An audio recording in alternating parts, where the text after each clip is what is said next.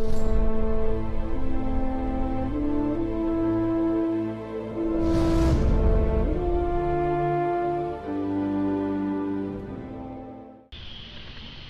tarde. Hoje o nosso encontro será com a psicóloga Bianca, que trabalha com abordagem ACP. Boa tarde. E assim, Bianca, para começar, assim, o que significa ACP? Bom, para quem não conhece, a ACP é a abordagem centrada na pessoa. Quem a criou foi Rogers e ele considerava como uma abordagem singular.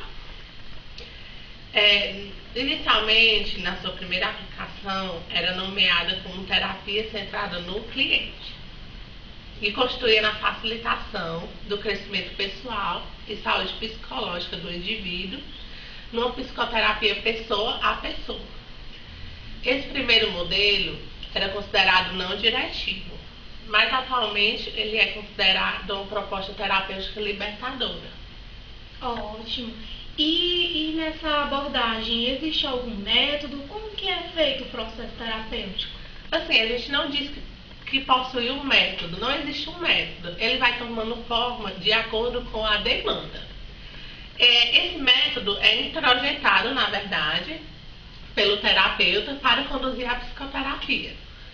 Ótimo. E então é considerada mesmo bem libertadora, né, essa abordagem. E assim, e as condições que precisam ser preenchidas para iniciar e conduzir essa terapia? Assim, a gente pode falar que a gente deve partir de alguns princípios, né, para conduzir.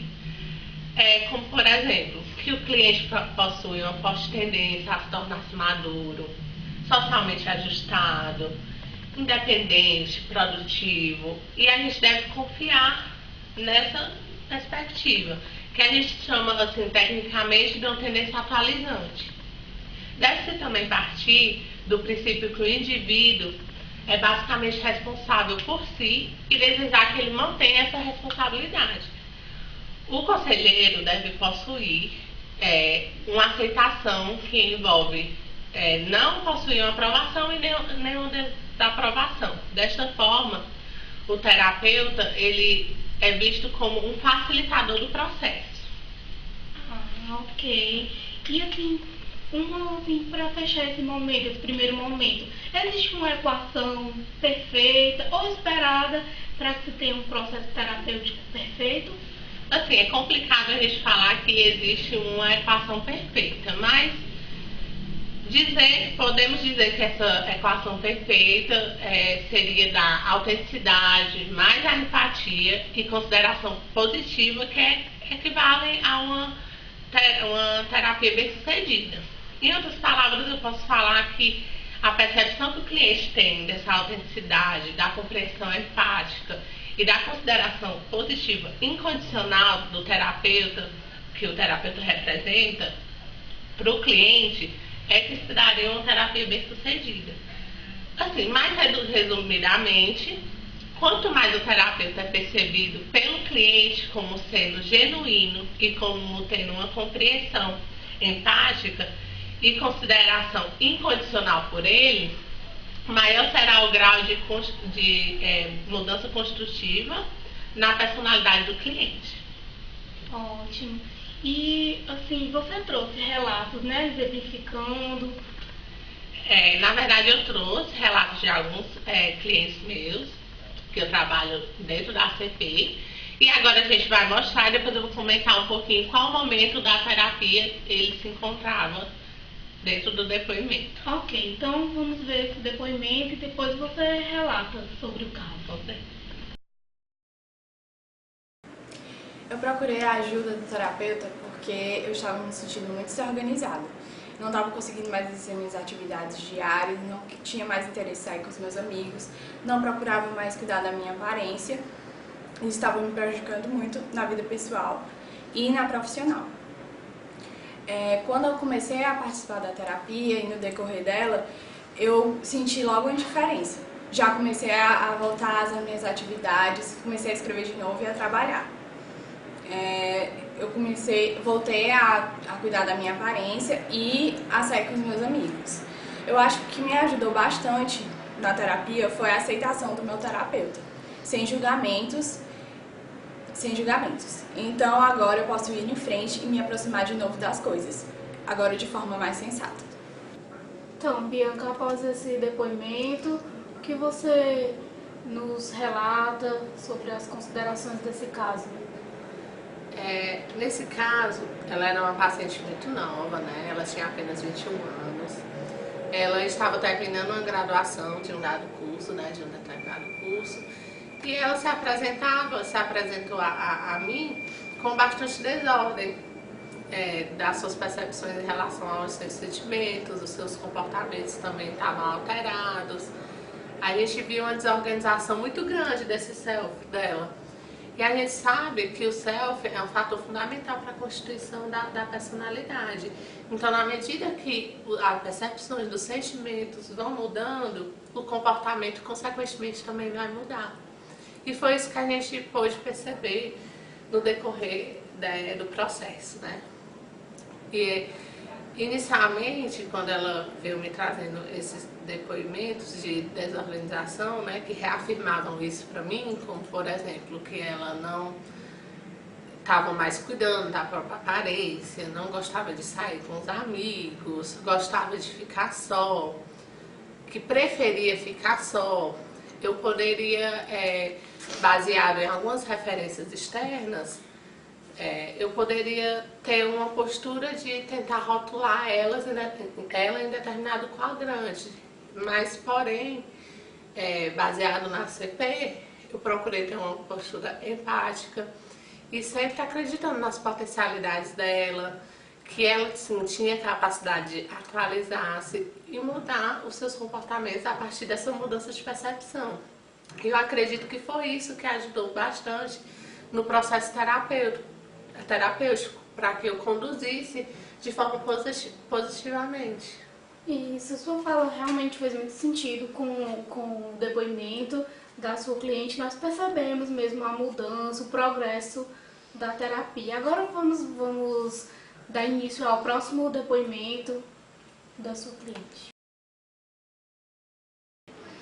O que me levou a buscar o auxílio psicológico foi por motivo de me sentir sempre cansada. E esse cansaço, ele não era só psicológico, era físico e eu não aceitava. Acabava sempre me frustrando e me sentindo mais exausta. E mesmo assim, buscava fazer mais atividades no decorrer do meu dia. E foi durante o processo terapêutico que eu venho me sentindo mais aberta ao que me acontece. Eu estou aprendendo a compreender meus limites e tenho mais respeito pelos meus atos. Eu estou aprendendo a me ouvir e a compreender os meus limites. Então, Bianca, acerca desse segundo depoimento, quais as suas pontuações?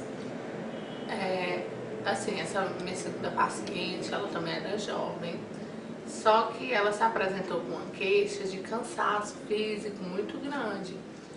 Porém, a gente observou que ela não se encontrava muito aberta a essa experiência. E o que quer dizer isso, né? Ela não conseguia respeitar esse limite do corpo dela. Ela trabalhava muito. Então, em vez dela se sentir cansada e descansar e dar um tempo para o seu fisiológico mesmo, ela fazia ela trabalhar mais.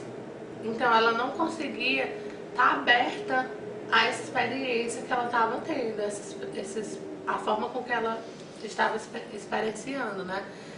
Aí, com o passar da terapia, com o decorrer do processo, ela foi experienciando mais esse organismo totalmente. Ela foi entendendo que ela precisava sim parar quando ela sentisse essa sensação de cansaço. Ela não precisava ser tão crítica em relação ao cansaço dela. Ela também relatava muito para mim que ela criticava bastante esse cansaço dela. Ela achava que não deveria estar cansada ou não daquela forma, daquele nível de intensidade. Então ela não tinha essa percepção mesmo de aceitação. E que com o decorrer do processo a gente pôde modificar isso, né? E podemos relacionar também essa abertura de experiência com o conceito de disponibilidade de consciência. Desta forma, ela estaria livre para viver um sentimento subjetivo, um sentimento dela, mais subjetivo, com a consciência dele. O que quer dizer isso? Ela tem um sentimento mais dela, mais subjetivo, mais particular, e a partir daí ela vai tomar consciência a partir desse sentimento. Ela vai abrindo essa percepção a partir desse sentimento, certo? E a partir desse caráter subjetivo é que vai acontecendo essa conscientização. A partir dessa abertura da consciência, a abertura da experiência, que vai tendo que vai variar de acordo com essa disponibilidade da consciência dela, certo? É uma relação muito grande. Pode se observar que uma pessoa totalmente aberta à experiência dela, aliás, uma pessoa que não é totalmente aberta à experiência dela, ela tem uma dificuldade em relação a encarar novas questões que se apresentam, porque ela se encontra totalmente sem defesa. Então, tudo que é novo para ela é uma questão muito difícil dela lidar. E que com o passar do processo terapêutico, ela foi tendo uma abertura melhor dessa experiência, foi modificando suas percepções, foi aprendendo que o cansaço não quer dizer que ela seja incapaz ou que ela ela necessitava também dessa pausa, né? Que o corpo dela estava pedindo essa pausa. Então, assim, pode-se dizer também que foi um processo que pode ser conduzido positivamente também. Muito interessante esse caso e me parece ser bem comum, né? Hoje em dia na nossa sociedade. É bem comum, a gente encontrou hoje as pessoas muito sobrecarregadas, né? Com o trabalho, com a sua rotina, e que às vezes não dá esse limite que o corpo está pedindo. Isso, agora vamos conferir o terceiro depoimento e voltamos com seus comentários. No meu primeiro contato com a ACP, eu tive uma ilusão de simplicidade. Só que quando eu fui aplicar essa abordagem, eu percebi que eu estava errada. As minhas principais dificuldades na prática seriam, eu diria que, as perguntas que eram trazidas para mim pelos clientes. Então, assim, mesmo com as supervisões, né, com a terapeuta, eu ainda assim achava que isso era um tópico realmente difícil para mim. Por quê? Porque eu tentava muito interpretar as questões e eu ia muito pelo lado do conteúdo e não pelo sentimento. Então, assim, a partir daí eu comecei a ter questionamentos, como, por exemplo, será que essa técnica, será que essa abordagem vai dar certo com os meus clientes? Será que essa abordagem vai ser abrangente o suficiente? Então, assim, mas a partir daí também você começa a perceber que a ACP não é uma abordagem compartimentalizada. Por quê? Ela também não pode ser somente considerada como aconselhamento, porque exige a consistência mais exaustiva, abrangente e penetrante possível, né? Então, assim, em outros métodos você tem diversos instrumentos que você pode utilizar da maneira que você julgar necessário e no tempo que você julgar necessário. Já no ACP, os seus principais instrumentos são a permissividade e a aceitação. Então, assim, isso requer nada menos que sua completa personalidade. E com relação ao terceiro depoimento, o que você tem a dizer? Assim, esse terceiro depoimento, ela era, na verdade, uma psicóloga recém-formada, né?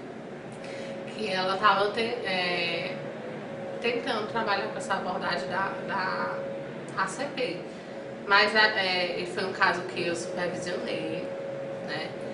E que a gente pôde notar que houve algumas questões dela que teve influência durante o processo, que ela não conseguia renunciar esse papel de ter controle sobre o processo terapêutico, ela não conseguia suspender isso. Assim, eu podia notar durante as supervisões que ela trazia assim, pode-se dizer até muita angústia por ela não estar sabendo lidar com essas questões dela, que eu acredito que seja dela, e que ela não conseguia